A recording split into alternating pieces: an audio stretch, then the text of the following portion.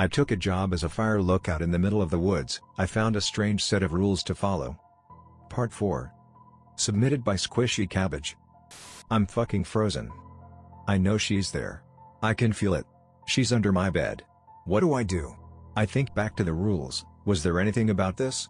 There are 2 rules that could help, but I don't know which one to follow. Rule 6. If you wake up and see the smiling woman staring at you through your window, hide under your covers and hold your breath. She will come into your hut, and you will feel her breathing right above you as if she is hovering over you. Do not breathe. This will last only a few seconds. Once you feel her leave, turn on the main light until morning. Or Rule 9. If at any point you are returning to your tower, and you notice someone else inside it, run. Do not stop running until you reach the next tower. Don't look back. She will be chasing you. Do I hide under my covers until she leaves, like in Rule 6? Or do I run, because she's inside my tower, like in Rule 9? She was already inside it when I entered, so that's Rule 9, right? I hear her. Not loud, but I hear her. The kind of sound made when someone is trying to move slowly whilst trying to not break the silence. The slightest shuffle. A second later, a slight cracking noise. Her arms. They're moving. With it, hello, stifled groan. I close my eyes. I need to make up my mind. Do I stay under my covers or run? Rule 6, or Rule 9? I feel the slightest tug at the bottom of my covers. It wasn't a hard tug, and only lasted a second. Following this, a second tug, slightly harder than the last. I choose Rule 9. With an explosion of speed, I leap out of my bed and burst through the door as it slams behind me. I don't see her, I don't look. Luckily, I'm already in my shoes from earlier. I'm halfway down the tower, and I hear a bang above me. The door slamming as she leaves the hut. I'm at the bottom of my tower, and I hear steps above me. She's halfway down the tower.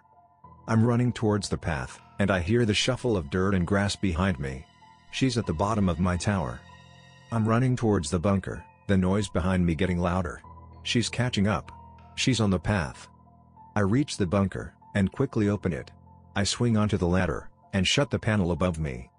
I hear her. She's moving around above me, on the wood and the grass around it. Her low moans freeze me, making my hair stand on end, as she croaks in anguish. I'm in the corner of the bunker. I'm staring up toward the door, but can't see it through the darkness. She's still above me. I hear her movements. They're a mix of fast, sudden jolts, and slow, almost confused movements. Maybe she didn't see me go into the bunker. Maybe she doesn't even know about it. Or can she not get in? Is this where Harvey would spend his nights when he wasn't at the tower? Allison said she didn't know where he would spend some of his nights. Was it here? I can't hear anything now. It's been about 20 minutes. I think the creature above me has gone, but I'm done being an idiot. I'm staying here till morning. I eventually drift off to the calm sound of the wind caressing nearby trees. So, last night was too close. Looking back on my decision to investigate, I feel stupid. I'm not sure if it was from my lack of sleep, or that she cast some fucked up spell on me, but I won't be making decisions like that again. I'm going to be a stickler to the rules. It's morning, I'm still in the bunker. I eventually build up the courage to lift the panel above me and peep out, blinded by the sunlight after being enshrouded in darkness for so long. All looks clear. Wary, I climb out, and head to my tower. I'm quickly climbing the stairs to my tower when I hear a voice behind me. Hello. I shit myself, spinning around and almost falling off the side of the staircase. There's a girl at the base of my tower, a normal-looking girl. She has brown hair, glasses, and is carrying a large rucksack. She's wearing hiking gear, and is smiling at me. Sorry to scare you, she says. Hi, I'm Samantha. Sam. I'm still just staring at her, heart pounding. Mark's daughter? She explains, here to top up your food? Allison had mentioned that Mark or his son would be here for that, no mention of a daughter. Oh, hey, I reply, voice shaking, sorry, you scared me. I'm, Oscar. Hey, Sam, she reiterates, still smiling, are you okay? I force a weak smile and nod, just gave me a fright, that's all.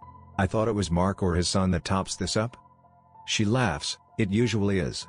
I've just kind of recently started helping out, I guess. You're actually my first stop today. It's nice to meet you, Oscar. It's getting dark now.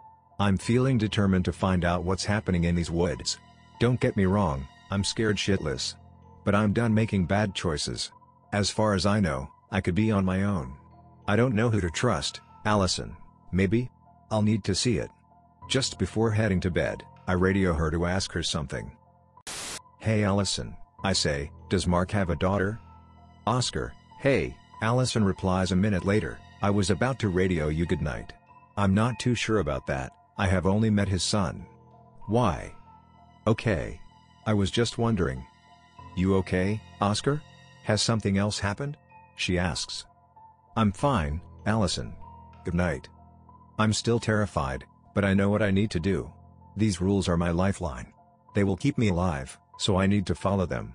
I know that now more than ever. I'm keeping my shoes on when I sleep tonight just in case, I decide as I turn on the lamp before switching off the main light.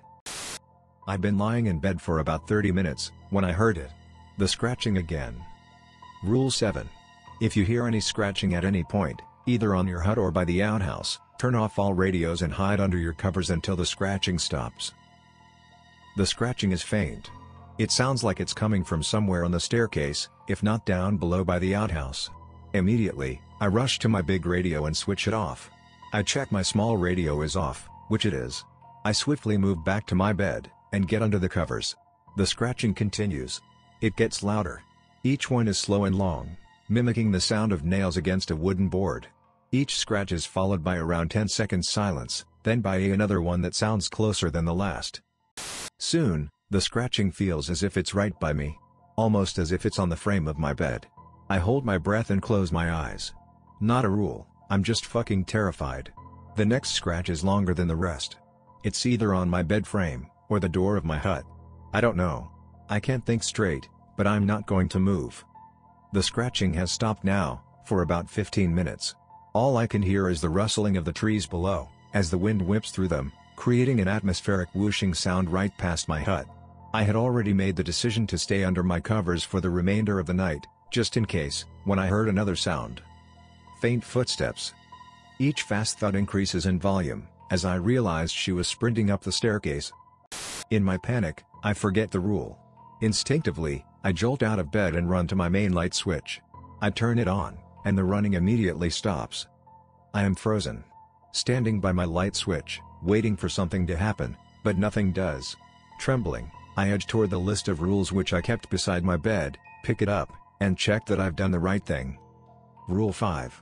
At night, if you hear someone running up the stairs to your tower, also turn on the main light until morning. If you don't do this by the time she's at the top, it's too late. Thank fuck. I had known that my main light was included in more than one of the rules and am so relieved that I had chosen correctly. I am looking around the balcony surrounding my tower, and I see nothing. I stare at the top of the staircase for what feels an eternity. But nothing happens, nothing comes up. The bright glow of the main light makes it impossible to see out into the surrounding woods below, I thought as I sat at my desk. It's been about 2 hours since she tried to run up my stairs, and there's no fucking way I'm going to be able to sleep tonight. So, I use my time wisely. I've been intensively reading the maps of the surrounding areas, learning the routes around my tower like the back of my hand. However, I have also learned something new. I've managed to learn the route to the next closest tower. It's not too complicated.